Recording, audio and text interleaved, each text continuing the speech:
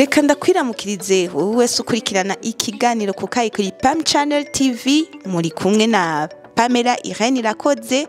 Nizere ko mumeze neza aho muri hose nkuko twama tubipfuriza. Bitagenda neza naho nagomba kugutera intege wewe uri kurakurikirana kino kiganiro ko mu buzima ariko bimeze. Uno munsi bishobora kuba bibi, ejo bikaba byiza, ngo nta joro ridaca nkuko umutumire twabateguriye adasanzwe aza kubitwiganira. Ahubwo reka tumwakire mu bwami bwa Pam Channel TV.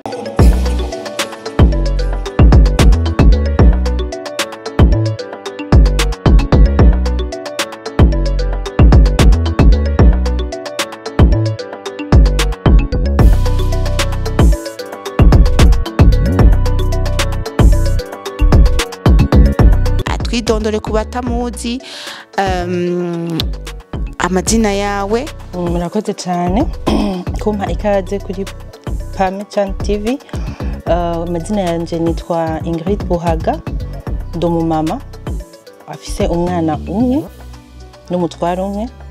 hama ndakijije nko mubivuze nkunda Yesu. Ingrid kusa neza cyane none. Murakoze cyane, ndabashimiye kuri compliment. N'umunsi rero twicaranye n'umuntu adasanzwe, Ingrid Buhaga. Turabona uri umudamu mwiza, mbega ko make-up ni wakikoreye?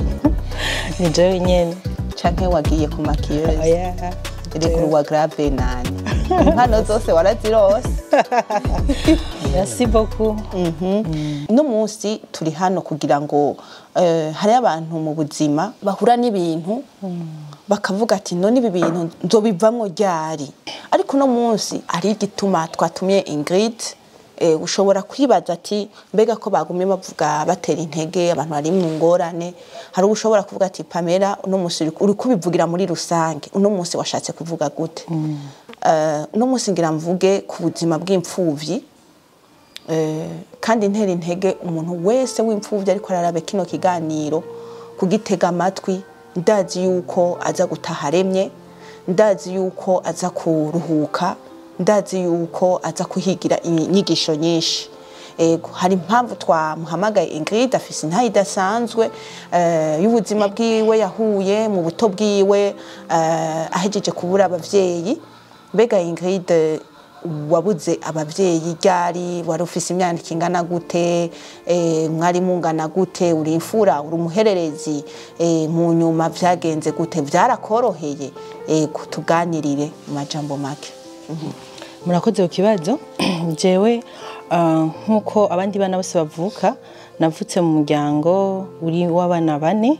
donc babiri n'aba grande sœur banje dusangiye papa.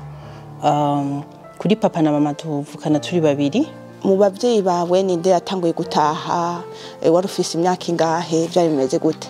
Mu bavyeyi banje watanguye gutaha yari mama, j'avais 13 ans. Hama osubiye après ni papa, c'était mfise 16 ans. Hama kuri papa na mama ndi mukuru, mvukana no mu petit frère wanje umwe. Ego. Inyuma yaho vyagenze gute? Vyaraboroheye? Mwagumye mwibana? Vyagenze gute?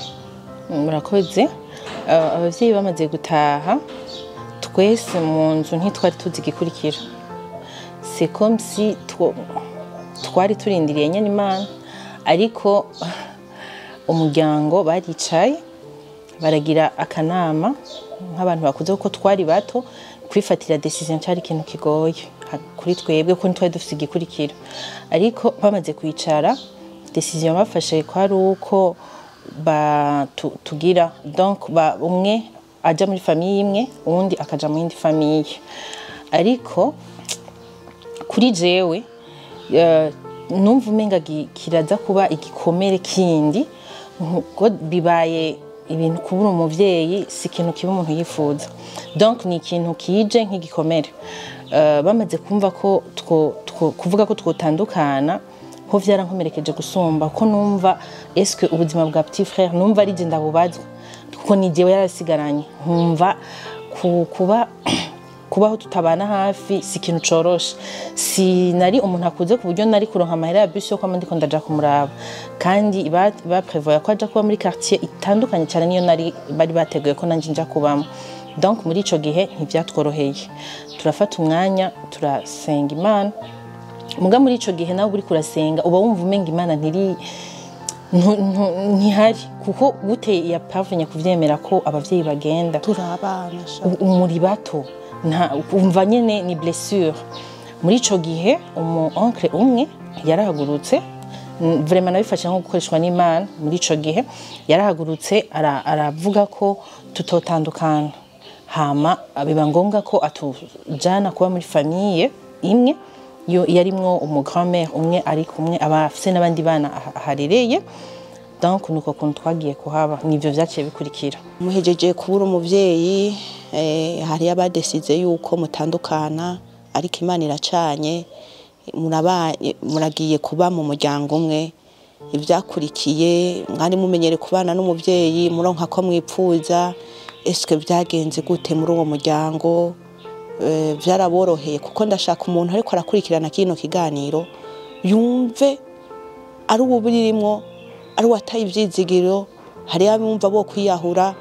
hariyo nabandi bavuga ati ni jejenye n'Imana yaramvumye ibi bintu nibiki kwereka yaducaguye twebwe ndashaka n'abatabizi bumva ubuzima abana b'impfuvyi babamwo bavyumve ego hama nabo nimba ari ibintu bibi arababigira bikebuke nimba ari ibintu vyiza bahora bakorera izo mpfuvyi bari batunze bameliore inyuma rero tubwire ubuzima ingene bwabaye murakoze cyane tumaze gushika muri iyo famille numva ko twahaje nk'abashitsi twasanzeho abandi bantu bahaba hama iyo famille yarimwe abantu bakijijwe turahashika nk'abandi bana bose mugabo naho ubu hagiye ugenda ufise blessure kanaka ujanye bivanye n'ibintu waro uhejeje kubona uhejeje guhura navyo dushitseyo twarabayeho nk'abandi bana bose ariko wama ubonaho nyene ko hariho difference ku mwana abatavuka aho hantu hama hariho akantu ça ne va pas utigute iyo uri muhira umuryango urimwo abana hari ukuntu abavyeyi baganiriza abana babo hari ukuntu wisanganye n'umwana ari à l'aise mu rugo ivyo bintu rero twe ntibidushikira nk'umwana w'imfuvyi wisanganye n'uvuga uti uri muri coin uvuga uti est-ce que aha hantu kenshi ivyo nabonye amakosa menshi akoretse ntibigera biyumvira ku bantu ku bana babo peut-être ngira imyumvire y'abantu bivanye n'ukuntu wewe batahura wewe ubura umuntu deja uri blessé uririnda ko ntuba ufise ahandi hantu uja nko muri ico gihe twagiye atahandi hantu dufiseho kuja n'abagomba kudutumva bashaka ko dutandukana turonsa ahantu dushobora kubana ucubaho uvuga uti man umfashe ahantu ndahabe neza kugira ngo ntidutandukane ugendera kuri ico kintu uba ufise ubwoba nta mutekano ufise muri wewe donc ntivyatworoheye kubaho ahantu kubera ko ikintu cyose gikoretse wisanga wa mwana w'imfuvyi azi imbere abantu bose bagendeye muri iyo muryango ikintu cyose kitameze neza bagiharura kuri mwebwe wewe ushobora ubona ko atari ivyo vy'ukuri mugabo ntaho ufise witwara ntaho ufise ubiganiriza umubwira ati ivyo bintu vyakoretse si jewe kubera ko nyene baba babona ni wewe nta wundi reka ndaguhe nk'akarorero kamwe jewe muri ico gihe deja je nariko ndegereza mu mashuri yisumbuye gato hari ibintu umuntu w'umwana w'imfuvyi aba ari privé navyo kubera uko kuntu ubaye muri iyo famille ugendana ubwoba ugumana umutima udatekanye narashaka kwiga nka paramedical ndagerageza gukora ibishoboka vyose ico gihe orientation zirasohoka zimaze gusohoka banyorienta muri ETS Kamenge bamaze kunyorienta muri ETS Kamenge je ndasaba ko ibintu bari bampaye numva atavyo nshaka ndavuga nti ni kuri je nashaka kwiga paramedical ariko uwo ubibwiye bivanye nuko nyene si umuvyeyi wawe ntivyoroshe ko gutahura arambwira ati oya uri oblige kwiga ivyo baguhaye bivanye n'uburyo niki donc urumva nakarimbi kaguma wewe ntubaho uko wavyifuza nta mahigwe donc ubufise yo kubaho nk'abandi bana bisigura ngo ubaho udependa kuvyo baguhaye ubaho uza kubico bashaka kuba ntimubico wewe washaka kuba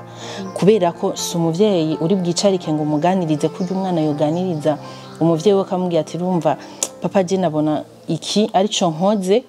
cyo bakiza gusumba ico kintu niyo gikoze kwera uciyumvamwo urabikunda urabinezerererwa mugatwe ayo mahirwe ntayo tugira uri oblige kubaho ivyo ushikiriye ivyo uhawe ni nasanze ari gikomere kigize kindi ca kabiri kindi kiza kurengerana ca kindi kuko urubona ko n'ubuzima bugiye gukurikira butazogira formule kubera ko nturi kurabaho uko washaka kubaho ico gihe nabaye oblige yo kugenda kwiga donc aho bandongitse maze gushikayo ndaja ku ishure bisanzwe nk'abandi bana mugabo mumve ko mwibuke ko nagiye ivyo bintu ngiye kwiga atari byo nashaka kwiga ndagenda ku ishure nk'abandi kubera muri internat nabaye oblige kuja muri internat kubera ko narabona ubuzima tuko turabamo nkiyumvira nkabona les douleurs tuko turahura nazo nabona petit frère wari karabica mari muto cyane gusumba jewe bikantera igikomere gisumbirije noneho ico mfise nkibaza est-ce amaherezo na yahe nije ndi mukuru na voix de sortie mbona deja ngiye kwiga ivyo ntashaka uko narumva mfise intention yo kuzokwiga cyane kugira ngo ndamusove mugabo ntibibaye bigikunze kubera ko uko kuntu ngiye no kwiga muvyibuke ngiye no kwiga ikintu ntashaka donc maze gushika muri ETS Kamenge narize mugabo kenshi niyo nabadiko ndiga umutima waburi muhira nkiyumvira est-ce mon petit frère bimeze gute bimeze gute amerewe gute ndibuka umunsi umwe yigeze kunyandikira message ambwira ko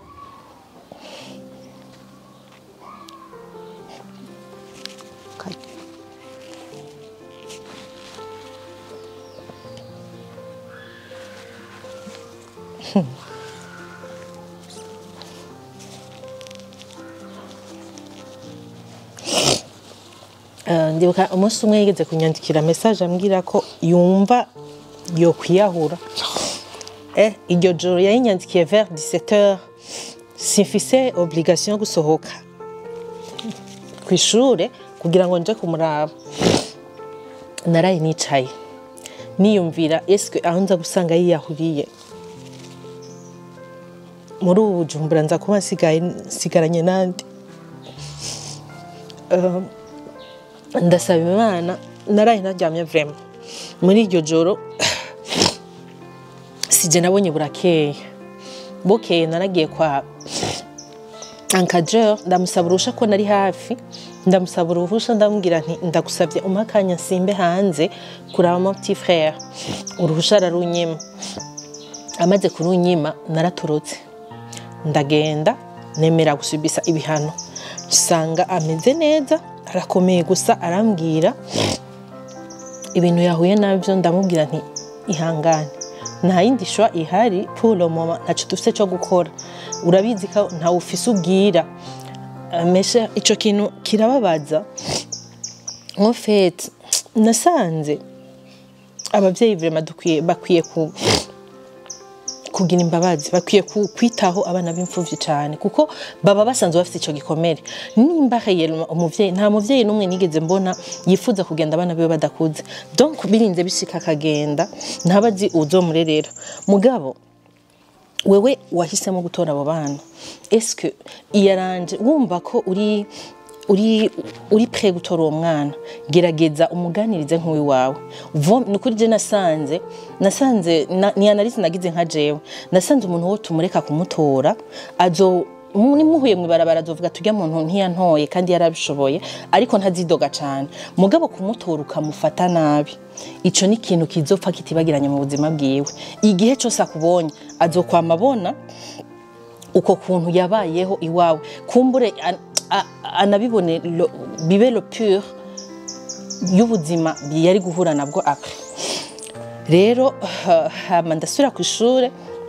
maze gusubira ku ishure naramwihanganishije ndamubwira nta yindi shwa ihari urabona ko ntaco nshoboye nokora rero ndakwinginze ugerageze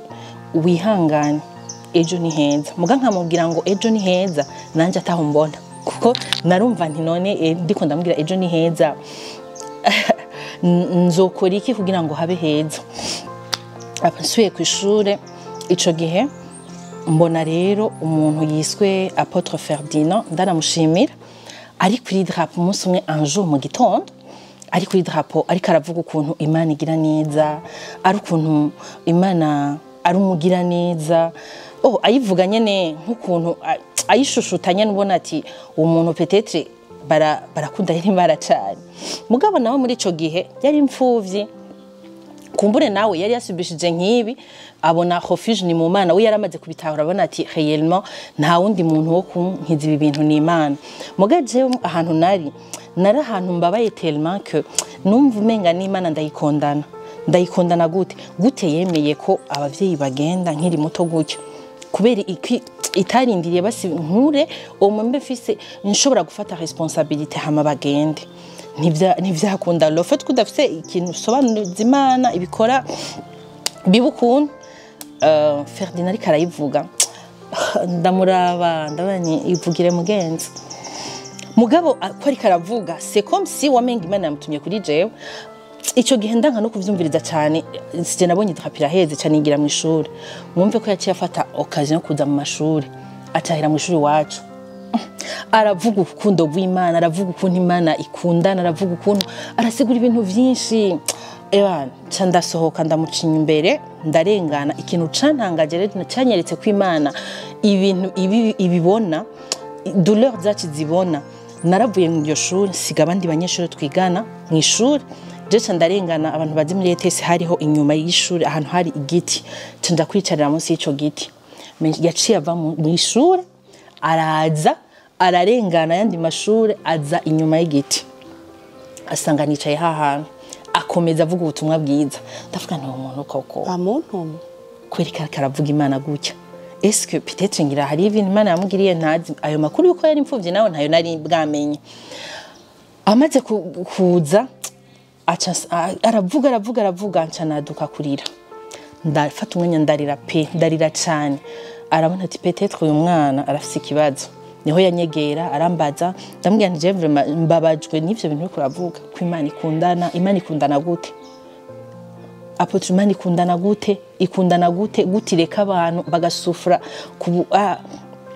à ce point gute uri kurasigura ko Imana ikundana niho yaca abona nyene ko mfise ikibazo acagerageza kunyitwararika ico gihe yari afise umugwi basengera mu twa sewage arantumira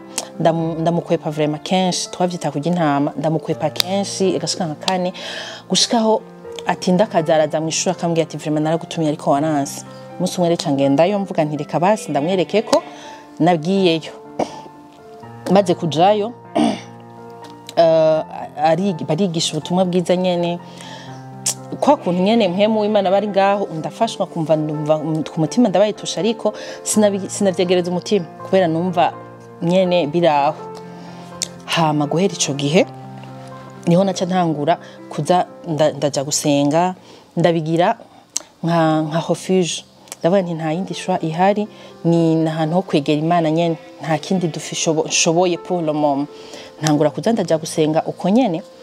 mugabo avant inkuru y'umwana isubira inyuma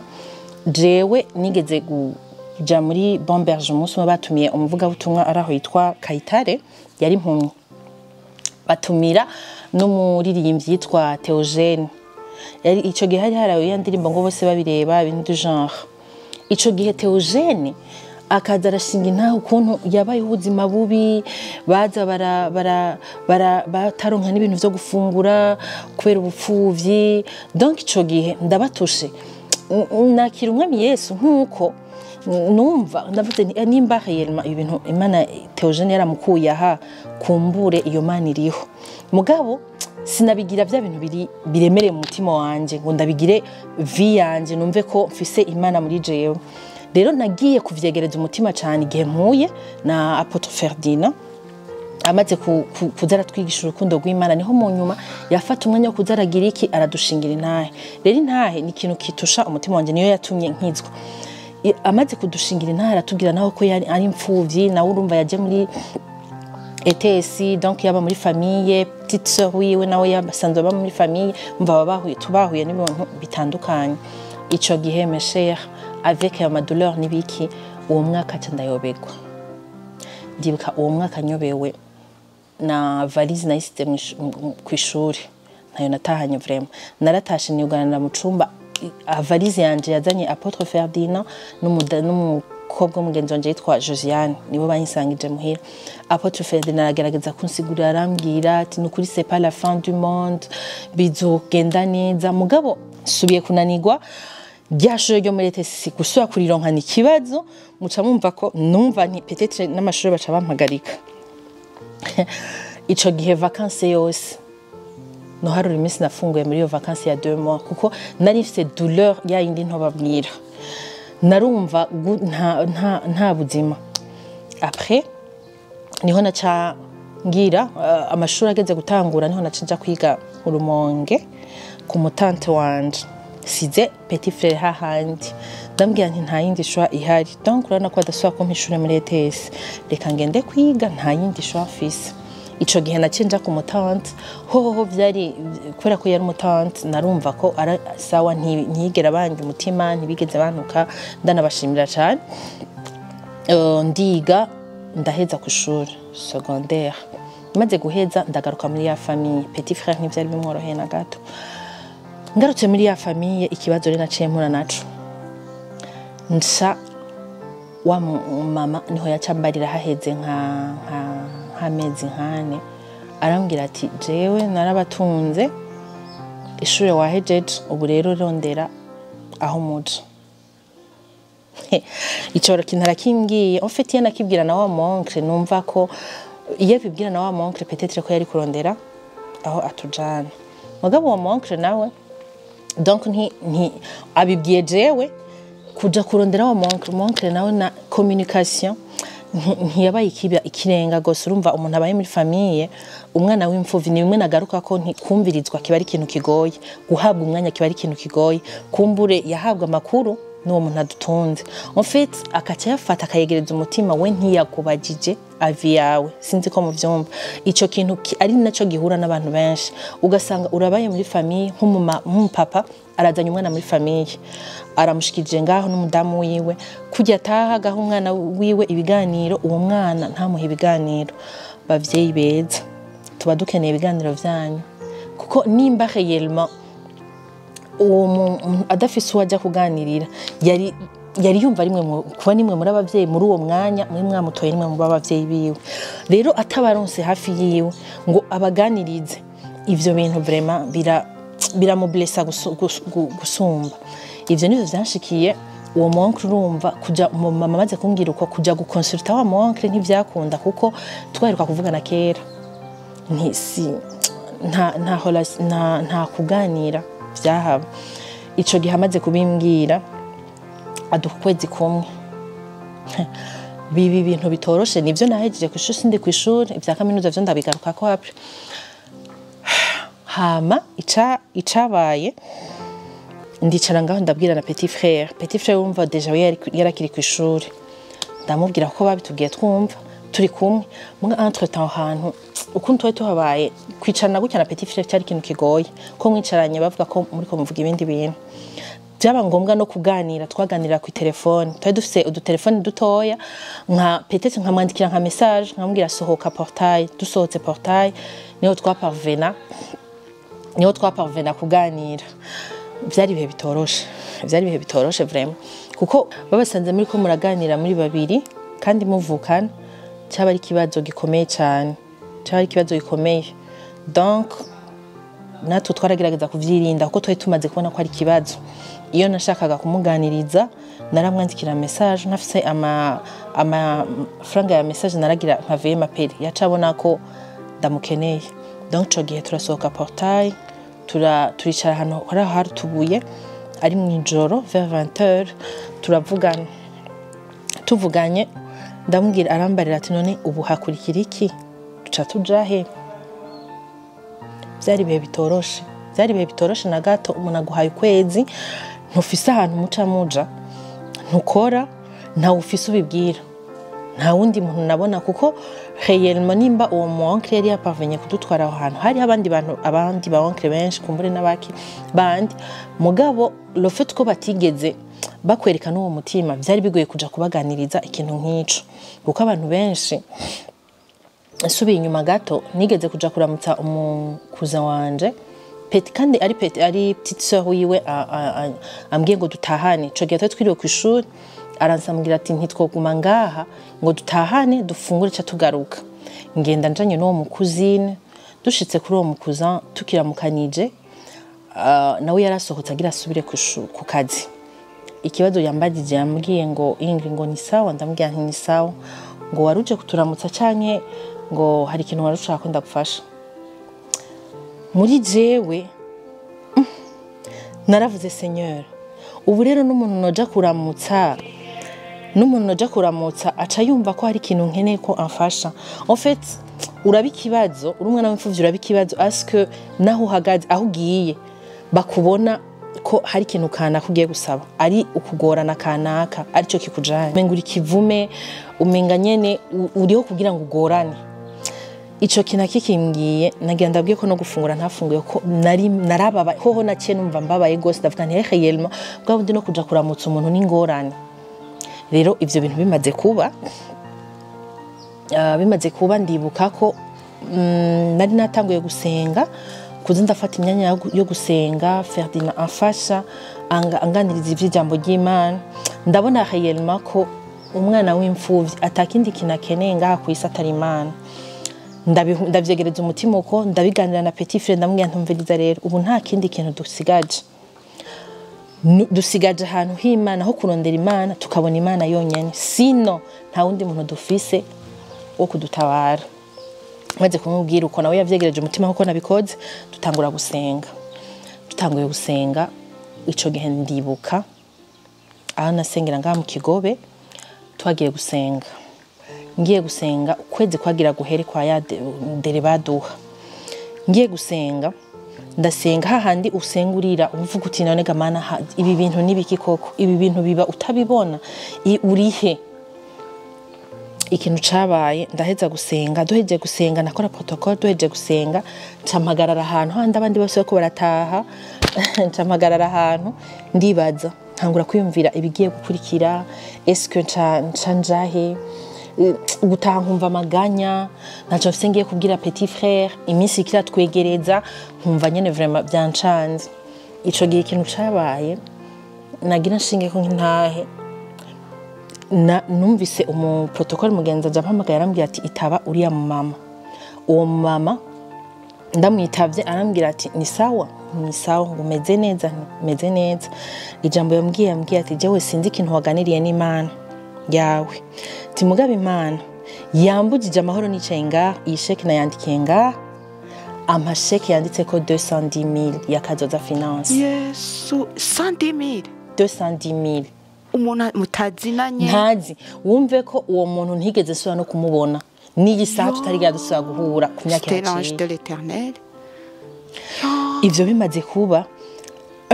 ndasimba umutima ndavuga none mu masheke mugabo kwa kuntu nyene satani cagerageza kwereka arambwira ati wosanga ayo mafaranga ataye ariko nawo kuri konti byo sinabishira ku mutima mugabo ikintu naciye nkora ivyo bintu bibaye narajugumiye ku buryo no gushika muhira byambanye ikibazo ushika kuri no saha nasubira no kumubona sindigera nasubira kumubona yego shitse muhira ndahamagara petit frère ndamubwira ati ibintu bimbaye ko nibi arambwira ati uwo muntu uramuzi ndambwira no kuri kwimana ntawenzi acarambwira ati okay reka kwera hari dimanche uravyumva arambwira ati rekejo uzoje ku hotel turabe ko aya mafaranga tuyaronka bukeye sije nabonye burakeye ca ndafata imoto nja kwa Siyoni ndaja muri Kazoza Finance da presenta ya sheke barampa amafaranga 210,000 mva na telefone petit frère nkiraho nyene ndiko ndajugumira ndambwira ya mafaranga ndayabonye barayampaye ikintu caciye gikurikira petit frère cyansanga kwa Siyoni catudugana buhoro buhoro n'amaguru gushika mu Gasenyi aca ndamubwira ntumviriza aya mafaranga genda urondera inzu ushima rero Imana yari yabikoze aca genda ahantu impande yo mu Gasenyi n'ahantu twari twaronse inzu aca ronka inzu ntivyigeze binatugora kuronka iyo nzu yabajije umuntu umwe amwereka umukomisiyoneri uwo mukomisiyoneri acamujana kurondera iyo nzu aca uwo mupapa acamusaba 60,000 amusaba avance ya 3 mois donc 180 na 30,000 y'umukomisiyoneri ya 210,000 biraheranye twimuka gutyo atagitanda ata ya entre temps tukiva muri famille kwa papa ahantu twimukiye twari dufise igitanda imatera ya 160 m tukagira n'intebe donc twaciye twimukana ivyo nivyo bintu twari dufise nta safuriya nta mbabura nta mukubuzo nta kimamiro nta kiyiko nta kintu kimwe twari dufise nta sahani donc twatwimuka gutyo turaja gukora yanzu turimuka mugabo muri ko kwimuka umunsi turiko turi muri bintu harabaye geste ntakunze na gato mu buzima muri ko murimuka iyumvire muri ko muregeranya ibintu ukabona umuntu araje aratoye nk'impuzu yawe aratereye hariya donc munyarutse usohoka byari bihe bitoroshe atora kamwe asohora byari bihe bitoroshe na gato ariko Imana itugirira neza turimuka dushika muri iyo nzu amahoro tumaze kwimuka ikintu cyantangaje donc numva nta muntu n'umwe twari dufite tubwira muvyibuke twakomeje ubuzima turaho nyene turi deux na petit frère iyo nzu yari yo gusengeramo nyene cyari nk'icumba cy'amasengesho kuko nta kindi kintu cyari dufite twakorera kuko nta bintu byo nivyo guteka ngo amahation nta twari dufite tubibaza kandi nta numwe yakora muri twebwe tubaho ivyo ikintu cabaye tumaze gushika aho hantu uwo mupapa mwene inzu nta makuru yacu yarazi nta kintu na kimwe twigeze tumubwira kuko en fait twari twarabaye traumatize ku buryo wumva ko umuntu wese woganirira abona ko uri kuramusaba donc ushaka kugorana ko kumure surtout wowe twacha tumutinya gose ko twavuga ati ngaha ni Bujumbura umuntu wese yikora kuca fise donc nitwaja kumubwira ngo nta bavyeyi dufise niki iyo nzu yiwe mwinjiriza yari guca avuga turumva mwe nti muri capable yo kundiha igira amahoro bikaba ibibazo bisombirije donc twaragiye aho turahora dufata imyanya yo gusenga yo gufata Imana ko twarabona twari tukugeza ahantu tubona ati nta wundi muntu ahari wo kuganira nawe nta wundi muntu wo kubibwira nuko vyatugendekeye tumaze kugira rero tumaze kuhaba twabaye ubuzima uravyumva nyene umwe nta byo guteka vraiment byari bihari nta byo guteka ntitwigira duteka ngo harabaye ibiki oya murafungura gute iyo aho ugeze donc nimba wagiye ahantu bagateka ugafungura ukazifunguye ni sawa utafunguye washe kuryama nta bintu birebire wiyumvira ego aho rero murabaye ngaho mwahavuye gute Imana yakugiriye neza gute uravuze yuko utaronse umuntu aho ufungura abatetse saa sita ntibakwite n'ingorane utabironse waca ushika ukubika inda ukaryama ivyo bihe mwabivuyemo gute kuko no musi turabona Ingrid n'umudamu mwiza asa neza byabandanirije gute mbenye n'inzu yaramenye yuko ubwo nubwo bakunzi bo kukayi abantu ko munaraba kino kiganiro ubwo nubwo buzima abana benshi kandi usanga umengo ni bimwe baca muri bimwe nta kigongwe aho ugiye umengo umuvumo aho ugiye umengo uri kibazo aho ugiye umengo ni sort yakubaye ko kandi ataruhara na rumwe wigeze ubigiramwo nta muntu yo kwifuza ko abavyeyi bagenda kandi nta n'umuvyeyi yo kwifuza gusiga abana encore plus bakiri batoyi ego bandanye tubwira iyo parcours ingene vyabandanije aho hantu uwo mpapa twabako twaragira yarabonye abantu baje kuhaba mugabo we vyaramutangaje kuko ntiyigera abona abantu baje kuhaturamutsa donc sinzi ko yimvira mu mutima we ati peut-être n'abanyeshuri baje kwiga mugabo ma vacances yarabana kutaduhuga ariko ikintu cadutungiye ngaho narabonye ikiganza c'Imana giteye ubwoba nukuri nkuko nabivuze ijambo ry'Imana rirabivuga ngo muri Psalm 68 guhera kuri verset 5 iravuga ukuntu Imana ari yose w'imfuvyi imfuvyi mwese tuvuga ncanka umuntu aza kugirirwa ibakwe akaraba iki kiganiro humura turafise Imana nimba Yerema yarabivuze mu ijambo ryayo nuko yarizi ko ibintu tuzohura navyo muri uko guhura navyo yaradusezeranira avuga ko ari se w'imfuvyi ari umugabo w'abapfakazi kugira ngo wumve canke ngo wizere iryo jambo ribe ubuzima bwawe ni ikintu kigoye bivanye n'ivyo uri kurabonesha amaso yawe agaragara mugabo vy'ukuri wizeye Imana urayibona rero ivyakurikiye muri uwo muryango uwo mupapa igitangaza cagiye kuhaba harageze igihe umva ko nakubwiye ko aho nasengera nari mfise cellule de prière ndongoye ico gihe aragira ikibazo c'ubugwayi kuboko amaze kugira ikibazo c'ubugwayi kuboko akaba azi ko dusenga onye ni Imana vraiment yamurongo aravuga ati aba bana ko nkunda kubona bariko barasenga reka nje gusenga bamfashe gusenga arasigaye afise ukuntu kujugumira peut-être ngira kwagira kugwara ico gihe abimaranye igihe vraiment ico gihe araza muri cellule de prière ndongoye turafata umwanya yabera ngaho nyene muhira turafata umwanya turasenga tumaze gusenga dans 2 jours kwa kuboko kwari kukiza kumaze gukira acaraza arambaza aranyicarika mu nzara arambaza ati none jewe nivyo nakize ukuboko igitangaza nakibonye vy'ukuri ati none biva kuki kugira ngo musenge mube abantu basenga gutyo kandi mukiri bato ikintu cabaye niho namubwira nti jewe twavyisanzemo kunyara n'Imana yatugiriye ubwo buntu sinamusigurira ibintu vyinshi après haraca ngira ngo nk'amezi 3 tutamuriha handi ntangura kugira ubwoba niyumvira mani ibintu bizogenda gute nasohoka hanze ndamubonye nkimvira nkagira n'isoni urumva ukikiripabiliza mu mutima wawe muga nawe ntufise ukuri bubigire ikintu cambaye ko higera kuza umugenzi wanje agira mariage ino yari basanzwe bari baba mu Rwanda baza kugira mariage ino baje kugira mariage ino arambwira kwera twari tumenyeranye gose ndamufasha amakurso bisanzwe vya bindi ufasha amakurso umuntu après mariage be n'umugabo we baza kuturaba muhira ndabaha kaze hamwe narimba nyene ndabahaye kaze bashika turabaganiriza cabanzanira envelope ya 300,000 bambwira ngo bashaka kunshimira bangurira telefone ku mutima nti ni ubuzima bw'igitangaza nibwo turiko turumva hano kweri ku mutima ndababwira nti ni mwitwengere ntinoja kugura telefone ntimuza yo mbonye kuko nyene si uko kuntu tuba tubayeho biragoye kwiyugurura ku muntu ico gihe ikintu caciye kiba ayo 300,000 Imana ibabare na dimi ntayo nakuyemo nayatanze uko nyene nayamuhaye uko nyene umva ko narinspiranye 3 mois donc cangira n'ayandi mezi abiri imbere ko navuga nti mbe ndikingira muri uwo mwanya uwo mupapa abonye ndamushimye envelope ya 300,000 yaranyicaye arambwira ati ndakubaza aya mahera vyagenze gute ko uyazaniye rimwe we ndamubwira nti nukuri ca ndavuga nti nubundi reka ndeke kuguma ndiko ndamuhisha kumbure shobora gusanga ari umuntu kandi arabibona nono ndambwira nukuri jewe ayo mafaranga n'umuntu bari bayampaye ndayagure telefone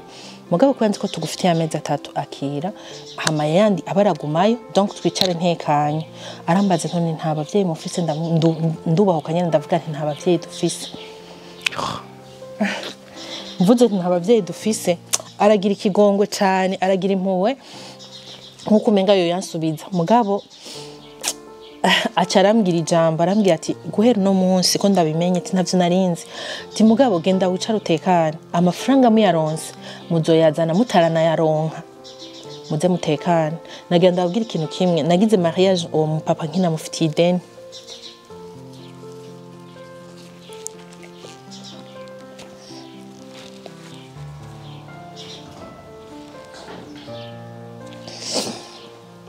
hama tubaho ubwo buzima aho turakomeje mugabo donc urumva naciye mbaho umutima wanje utekanye kugira bwa bwoba bitagisubira kubera ko yari yamaze kumenya ukuri amaze kumenya uko kuri byaciye bimpa kwidegemvya donc urumva naravuga nti igihe tuyaronse nimba ndose 30,000 nimba ndose 20,000 narayamushira uko akandika mwikaye nuko vyabandanije hama dukomeza uko ubuzima turabaho gusa Imana nagitse kandi gusenga igituma mvuga ko ari vyiza bene data antuka atari umuntu ndisira ko harimo n'abagenzi banje benshi iyi ntaye baza kuyumva batangare kubera ko harimo benshi batari bazi ko ibi bintu nabiciyemo kubera ko igihe cyose duhuye nabandi ko ndatwenga mugabo muri uko gutwenga bifise ahantu byazananye kubera ko ntanguye gusenga narumvise amahoro kwidegembya ndumva ko nta wundi muntu mfise nyene ashobora kuntahura atari Yesu maze kuba nyene mfise yo confidence ko Yesu abizi vyose byaratumye mbaho gutwenga birasubira biraba kuko vraiment nari umwana no kwishuri ahantu hose nize narakunda kuba mpuze cyane canke ndi kure numva umenga simerita kuba nabandi bana hahandi abantu baba ko baratera inkuru mu marigara muri pause kenshi wasanga ndi jenyene kubera ko numva umenga ndi merite numva umenga ivyo bintu vyambaye ko ntibiba ku bandi bose bigatuma ubaho uri apart y'abandi kumva nyene hari ibintu utamerita hariho ama ceremony ntajamo nk'ama kermesse nibiki numva ivyo bintu nabimerita numva nyene atari ivyanje bivanye n'ubuzima umuntu abarimo ivyo vyarabaye par après shishikara gusenga Imana shishikara kumva nyene ko Imana iri kumwe nanje narifise umukuzine nkunda cyane yitwa Nadia yarabana nanje muri ivyo bihe cyane niwe yarantahura gose yari umuntu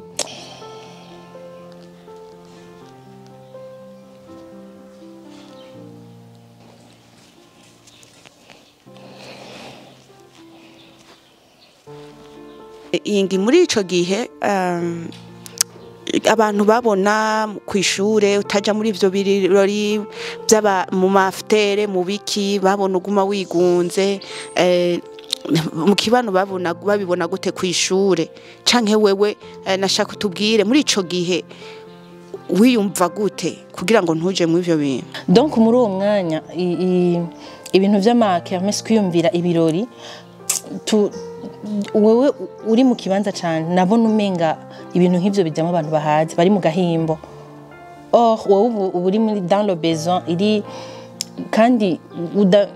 numva nyene udafise undi muntu woja kubibwira vu que nyene uba ufise nuko kuntu nyene usanzwe ibintu vyose ari wewe wimenya nta ufise uja kubiganiriza urumva rero ayo uri inzu yaronka waba ufise ibindi bintu yakoramwo ku buryo agahimbo nkako katagushikira muri uwo mwanya ahanini ico umwana w'imfuvyi aba yipfuza muri uwo mwanya abandi bariko barashuha canke bakublama bavuga ati we uri kwense ugiziki arigunze ntaja mu birori ikintu muri uwo mwanya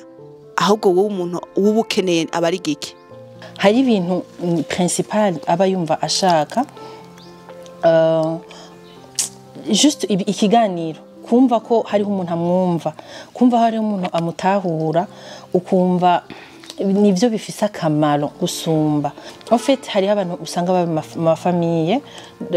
ugasanga abana muri iyo famille wewe uhaba nk'imfuvyi wisanga uri mu tuntu twinshi udukorwa twinshi ku buryo baza bakanakubaza n'impuzu y'umwana mungana donc ugasanga ngo impuzu yanaka iri hehe ikabazwa wewe bari kuyibaza uyambara mugabe ibazwa wewe kubera ko sinzi kubayeho nk'umukozi donc wisanga nyene uri ahantu ubona nta aho hantu urinde ubazwa n'ibintu eske uri umubone ukumva nta gaciro uwo mwana uko nyene abo bana bawe bakeneye attention niko n'uwo mwana w'imfuvyi yarayikeneye ugasanga abana bararyamye mu ntebe baragoroye amaguru bari relaxé bariko bararaba televiziyo mugabo ivyo umwana w'imfuvyi ntibimubako yamara ikaregeranya utuntu kuko bashitse igikombe bagasanga giteretse ahantu kanaka bakibaza ntibigera babaza umwana wo muri iyo famille bakibaza wewe rero ukura uziti hariho ubura uvuti ni jewe ndi umuntu afite responsabilité nyinshi aho hantu ku buryo wisanga nyene ata umenga nta gaciro ufise donc ivyo bintu biratuma kuba wa muntu ushobora kuguruka hariho abantu usanga babaza kubera iki ngo ntiwugurutse umwana w'imfuvyi muri famille yose abayemo umuntu uwo ari we wese ahaja gufata kijambo umuntu uwo ari we wese akwiyumvira kijambo ko je ndibuka muri ivyo bihe hari abantu baza gusengera ngaho hantu hari chambre de prière abagasohoka bivanye n'amakuru baba bafise ngaho ugasohoka bavuga ngo abana b'imfuvyi ngo baba barekera ngo ari abantu ngataco banezwe ngo ubona banatwenga ntaco banezwe muri uko kudatwenga eske wowe uri kurajija ubuzi gituma ndatwenga ubuzi wamuganirije ngo wumve ko umubone ko kheyelma ko datwenga uko kudatwenga kwe kuba gufise ahantu kuvuye mugabo wowe uraje umufashe kijambo nk'umuntu menga nyene kubera bavuga ati n'ubundi ntahaza kuja kwitwara exactement ko bazi ko nta handi ufise uja ya muri iyo myaka rero no kuvuga mwarahabaye kuri uwo mu papa aracariho mama aho mwari mupanze ego yari umupapa aracariho ngira uraza kuronka akanya ko kumushimira vyimbitse urumva ko ari nko mu marayika Imana yabashiriye mu nzira na petit frère u petit frère angana gute hama ikindi twashaka kumenya kubagiye barakurikirana ino ntahe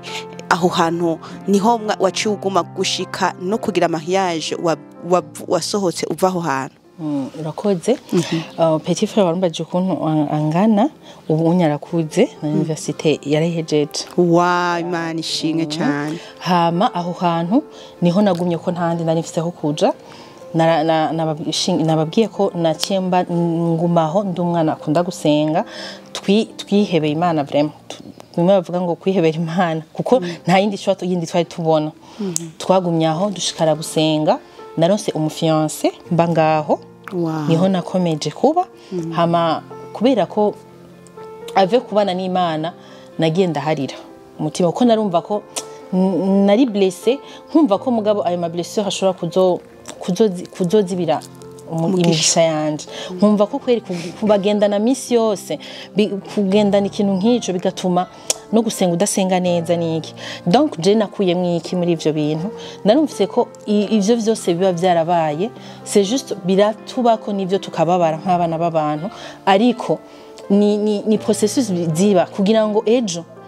nimba ndiko ndashinga intaho no munsi nuko ivyo bintu vyahabaye donc iyo bitahaba nta ntahe nari kuba mfise uno munsi ndayifise kubera ko nimba khayelma hari umuntu ari karabaho ibi bintu uno munsi mvuze akaba ari kabicamo pour le moment wumve ko hari Imana wumve ko ivyo bintu birinze biza juste biriko biza kugira ngo bigushikane ahandi hantu aho hantu naho ni wahaba uze ufashisha abandi intahe yawe kumbure hari abana b'imfuvyi nabo bakurindiriye babaye hivyo uri kurabaho no musi kugira ngo nawe ugire cukoze ku buzima bwabo babantu hahandi wasohoka kwa kundi baraje bariyumvira ati turabe twatwana basi naho bari turabeye mu byo bagiyemo bon muri ico gihe vraiment muri ico gihe ntibashika kandi nanje kweri kurumva sinari bwanakire niki byarangora kujayo ariko pa uko nagenda kira narateye intambwe ko ndibuka ko umunsi ndiko ndi mu préparatif ya mariage niwo muntu wa mbere nagiye kubibwira ko narumva ko d'après tout peu importe ivyabaye vyose we yaraparvenye no kugira ntambwe yo kutwakira nubwo réellement bitagenze uko twashaka yarateye iyo ntambwe hari abandi batabikoze donc kumva ko uwo muntu no wagaciro nimba yarakugaburiye n'umunsi umwe basi no wagaciro donc ntera intambwe gutyo ego ni naho nasohotse mfa donc umunsi wa mariage yanje ego niwe ari mu kibanza c'umuvyeyi wanje mama hama n'uwo mupapa ko murumva twabanye n'ubu petit frère wanje ni haba butuvugana niho yabandanije aba ko yatubereye imfura vraiment n'umuvyeyi en fait n'umuvyeyi wanje ko no mu kibanza c'umupapa niwe yarahicaye niwe nahaye kado kuri dote wow tugeze mu gice ca nyuma hari ivyo wabonye nawe ushobora kubwira nk'imfuvyi ubwago akajambo nako nyene wotekerera abakunzi bo kukabi abariko baratwumva twese ego murakoze cyane impanuro mu kuzitanga reka mpere ku bana baba bayeho ubuzima nk'ubu nabayemo ikintu ca mbere nobasaba no kwihangana ca kabiri prends courage ndabizi neza ko n'ubuzima butoroshe mwavyumvise ko parcours tabaye ngufi yabaye ndende cyane hahandi uba wumva ko ubuzima butaryoshe vraiment wumva ko isi yose umenga ikuguyeko ariko haracariho ivyizigiro ndazi ko ibi biriko biraba wibaza ibibazo vyinshi kwibaza kumba no kubasenga ukibaza ati mana uranzi irakuzi mwizina nije ndabikubwira kuzi nimba jewe yaramenye nkabanzi kwitarobanura ku butoni nuko nawe we irakuzi ivyo vyose irabibona irabizi kandi iriho nk'Imana t'inquiète ariko hakabaho n'abandi muri twebwe witwisanga turi muri position uvuga uti ibiko biriko biraba ugashaka kwigwanira nagira ndakubwire uzogwana inguvu zizoguherana nta kintu na kimwe uzopfa ushitseko ahubwo uzitera umubabaro usumbije n'uwo warurimo deje urimo ntuworoshe ariko uzitera nawe uba munini gusumba kuko nagira ndagwa nk'akarorero hari abo usanga upavenye kubura cotex kumva hariho umuntu ari wumva yoyiguha facilement kugira ngo ntiwisaje kumva umenga ushatse kugira ubuzima buri easy oya kuko nagira ndakubwire nimba yiguhaye no munsi akayiguhejo akayiguha hirya yejo bizogusaba kugira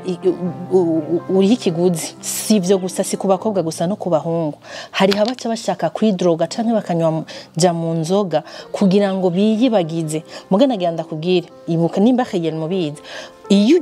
uryama waborewe nivyo ntuvyibuka uwo mwanya mugabo ukeye biradubla rero nta mahungiro yandahari atari kumana uno musi nanjye ndaja mu nzu nkafungura kimwe ntashobora gufungura uno musi ndashobora kuciha nkagifungura donc ivyo ni ko numiye kuri iyo mana donc natwe twikebuke ikindi naco nashaka gusurinya duharire ndazi ko tuba twahuye n'ibintu vyinshi bibabaje wumva ko utoharira harimo n'abantu usanga baragize n'ama mariage mugabe kanka ko baharira nagira ndakubare ni uri kuri block kubera iyo processus yose yategerezwa kuba kugira ngo ntuzi office naye nk'imbu no musi nicaye ngaha ndiko ndavuga ibintu kubera ko aho hantu nahaciye nkasohoka amahoro donc hari ivyizigiro ku bantu bafise Imana hari ivyizigiro nimba yarabisurinye neza iravuga ko ari se w'imfuvye ntizoguta nukuri ku Imana ntivyiga ngo bihere kuri wewe komera shika mushiramanga yiririre fukama oriyo kumva ko ushobora kuja mu fukama ugende mu cumba cawe uyibwire Imana kubera ikibi zana imburana imbere yayo irabivuga muri Isaïe 24:41 irabivuga ngo nimuze muzana imburano imbere yanje nzobatega ugutwi ndabumve genda umuririre arakumva ngarutse ku bavyeyi nabo nagomba namwe bavyeyi vy'ukuri dufate iya mbere nimba réellement twishire mu kibanza cy'abo bana uno munsi umwana wa mutoyi wamuzanya mu muryango nimba wumvise uwo muhamagaro kumva ko wo mutora ukamuzana mu muryango nukuri gerageza umuhe ivyo abana bamerita nti yicuze guhura nawe nk'umuvyeyi muha umwanya aragukeneye gusumba kujya yo kwidagaduye ku muvyeyi wiwe le fait ko atawafise yari yimva afise akeneye umuntu wo kwidagadura muha uwo mwanya kubwire kuko tuba tubakeneye gusumba kumbure aranagukeneye gusumba umwana wawe kubera iki arafise uko kuntu ko gutinya muri we kubera ko azi vyamubayeko donc niwe wo kumutinyura akiyumva mu bana kuko réellement nawe urumvuje ukamutora hama ugasongera isibe ntumuho mwanya ukumva ngo afunguye akambara nta kindi kumbure ntumenya ko yaronse cotex yatinye no kuyigusaba ntumenya ko afise amavuta yo kwisiga yatinye kuyagusaba ariko plus umwegera plus nawe yumva ko ari free akumva ko kuyagusaba ikindi naco hari ubuzimuhira ugasanga abavyeyi baba mama uciye ufata n'akazi kari gukora umukozi vy'ukuri urakamuremereje ngo ari ngaho sinanse ko dukora kuko n'indero ndundi ni vyiza ko dukora mukaturera neza kuko ejo natwe turaja kubaka ariko hari akazi ubona ko ari umuntu akorewe indengakamere vraiment kubera yakoze akazi kenshi yarushe hariho n'abantu batabona ko umuntu yarushe ari abattu vy'ukuri ivyo bintu tugerageze tubirabe umukozi yaduze ni vyiza ko akora mugabo afashanije n'abana bawe kumbura umwe yogeje isahani mu ndaka n'abana muburi ubureze bawe erega barabona ko abo bana batandukanye donc nimba uri umuvyeyi by'ukuri ushaka kuvuga uti nkeneye kumurera nk'umwana wanje mukoreshe nk'ivyo ukoresha abana bawe muganirize nkuko muganiriza abana bawe mubaze ku ishure nimba ikintu yumva ashaka kwiga iki mufashe ico kintu acige kugira ngo ejo basi nawe azafasha abandi nawe aze agira aho yigejeje ariko no kukugora hari abantu vraiment usanga by'ukuri ubona ko umwana ababaye umwana hako aza kubabarira iwawe tumureka kumutora uretse kumutora ntazo kwidogera mugabo mwumve ko icyo bikomere nimba uno musi ndiko ndabivuga Severine arakize ariko ndavyibuka ntibica bifudika uravyibuka mugabo kumutora ukamukorera ibintu nk'ivyo bituma ubuzima bwiwe bwose atazokwibagira nimba turi ngaha ku isi twibuke ko inyuma y'ubu buzima hari ubundi buzima hari ibintu tuzobazwa imbere y'Imana donc wewe irassurer ko ikintu ico intuze yawe ico wategeza gukora kuri uwo mwana responsabilité zawe wategeza gukora kuri uwo mwana wazikoze by'ukuri nk'umuvyeyi nico numva no babwira hako umutora akamererwa nabi wotumumureka ko kuri nka jewe unya ni sawa meze neza mugabo kuvyibagira biba bigoye ni ikintu kigoye kwibagira uno munsi ndashinga intahe ndavuga kugira neza kw'Imana ariko vy'ukuri bavyeyi nyene tubikore ivyo bintu ntavyibagira ni gikomere deja bafise gufudika kigoye ariko umufashije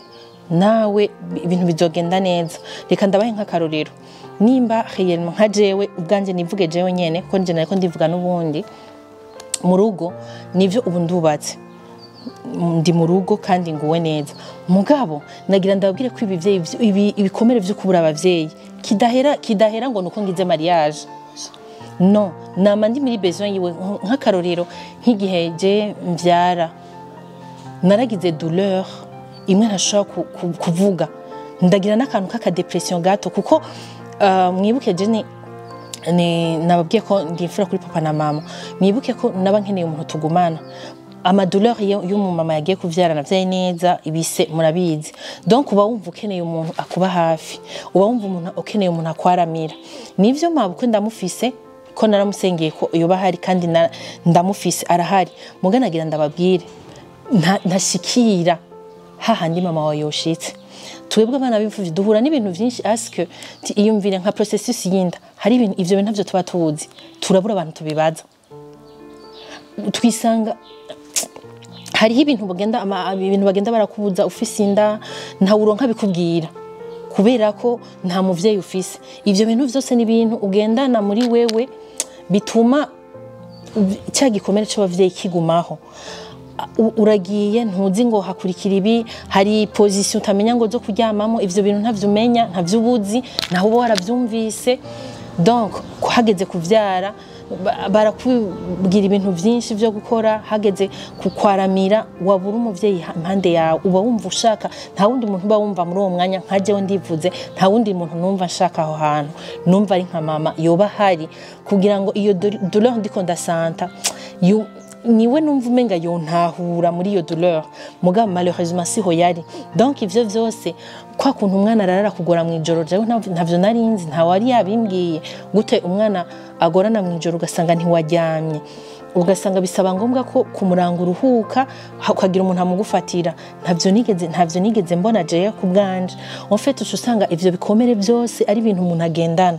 donc rero wowe uri umuvyeyi udapavenye gufasha uwo muntu kumbure n'amadepression arabamo nukuri ako ka depression general kagize vraiment ko kumva ko sinaruhuka donc numva ta wundi muntu yondabira umwana neza nkumva ko iyo mama yari ngaho nari kuryama nkaruhuka mama kamuraba mugabo ujya umuntu umuhereze umubone nturi siruka mufata uko wavyifuza donc ivyo bintu vyose ni ibintu bizogenda bikurikirana umuntu mu buzima rero wowe nk'umuvyeyi ufise umwana w'imfuvyi wagize ugerageje kumufasha ukamubera umuvyeyi réellement ivyo bintu bimukingiye uca wumva ko umuntu akura n'izo depression wazimurinze ntitwogenda tudashimiye abantu muri ibi bihe bakubaye hafi kuko nibihe bigoye kuronka abo bantu n'igitangaza c'Imana twashaka guha umwanya kuri plateau za Pam Channel TV kiganiro kukayi ushimira umuntu wese yakubaye hafi umuntu yagize ica gukora abo bantu nta bari benshi si bane si batanu hari abantu uvuga ati vy'ukuri uyu muntu namubonye nk'intumwa y'Imana n'umwanya mwiza wo kumushimira imbere y'abantu bariko baradukurikirana imbere y'abariko bazokumviriza kino kiganiro aho bari kwisi yose turaguhaye umwanya wo gushimira abo bantu karibu rero murakoze cyane umuntu wa mbere nifuza gushimira ni famille ya Ndayiragije Tade baba muri Canada donc mwumve ko mwakoze ku mitima yacu merci ku bikorwa mwakoresheje n'Imana nyene mwakoreye ize ibibahezagirire umuntu wa kabiri ni famille ya Gabriel Rufyiri mwarakoze ijya Minerval turayizirikana n'isaha muri abantu tazokwibagira mwarakoze mwakoze ntimwakoreye abibagira ntimwakoreye ibipfamutima turahokonesa ivyo mwakoze umuntu wa gatatu nagomba gushimira ni mama wanje nyene shangazi mwumve ko ndabashimiye bivuye ku mutima kumbure mwakoze igikorwa kitari gushobora benshi mwakoze igikorwa umuntu ijambo ry'Imana rivuga umuntu akugaburiye n'umunsi uwo muntu n'umuntu akomeye mu buzima bwacu merci kuri byose mwumve ko tubashimiye tubakunda cyane ubundi muntu ashaka gushimira no papa Gabriel Ngendanzi wumve ko ndagushimira bivuye ku mutima uwo mupapa ni we navuze muri iki kiganiro donc twimukiye ko aho twagiye tugiye gupanga na petit frère yatubereye umuvyeyi ntumva ntoro nkunda muvuga vyari ibihe bigoye aho amazu ariko araronderwa ku bwinshi cyari gihe ca manifestation aho ntashobora kuronka inzu muri quartier iyo ari yo yose bana na petit frère aratwakira ntiyaha agaciro amafaranga kuko ndazi inzu zariko ziraduga ku bwinshi cyane ntiyaha agaciro amafaranga yiwe ntitwayamuhereye ku gihe ariko ivyo byose abishira hasi amafaranga yashira hasi akoresha umutima runtu wumve ko ndagushimira bivuye ku mutima ntaco mfise co marka juste no guha nk'ingabire imarka ariko wumve ko igihe cyose nsenze ndagusengera uramerita kado nk'umuvyeyi wakoze igikorwa cyakoze ku mitima yacu iyo bari ikintu gikunda n'igihugu kikabitwemerera woronkeye agashimwe nko kuri stade kuko naratangaye cyane n'ubu sindavyakira mu mutima wanje kuko vyari ibihe bigoye ariko uraheba amafaranga kubera utanzi tutava mu ntara imwe utazi inkomoko yanje juste gusa kubera umutima Imana yagushizemo wumve ko ndagushimiye vyimva mutima kuba nagushimiye kuri dot ni sintonya ni sinye ntonya kuvyo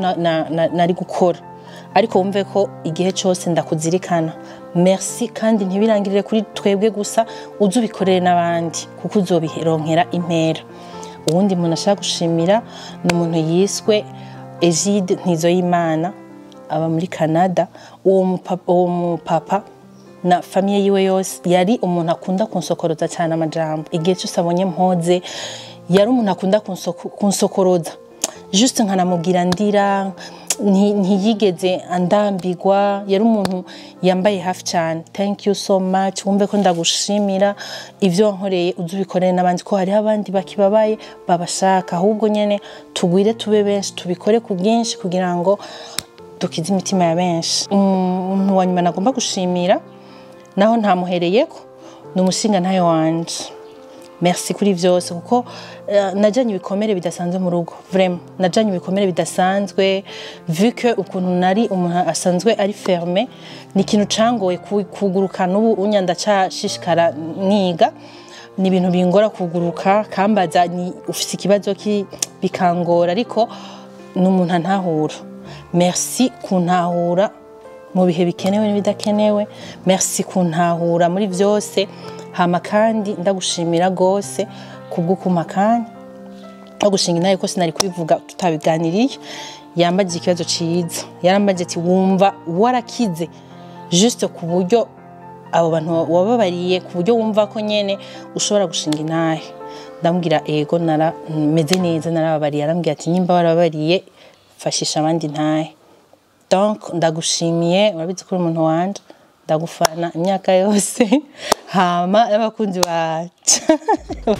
Pambe Channel TV, thank you kuri vyose. Intahe vraiment muyumvirize, muyisangiza abandi, ko ndazi ko hari abantu benshi bayikeneye muri uwo mwanya. Tuyipartage,